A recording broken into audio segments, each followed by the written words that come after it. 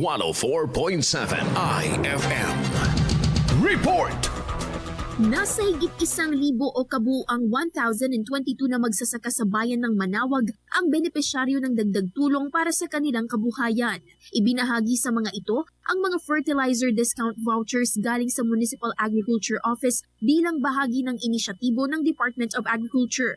Suporta ito sa sektor ng magsasaka upang maibsan kahit papaano ang hirap sa gastusin sa kanilang hanap buhay tulad ng mataas na presyo ng fertilizer. Naipalit naman kaagad ang mga naturang voucher sa municipal warehouse kung saan ang mga accredited merchants ng Department of Agriculture.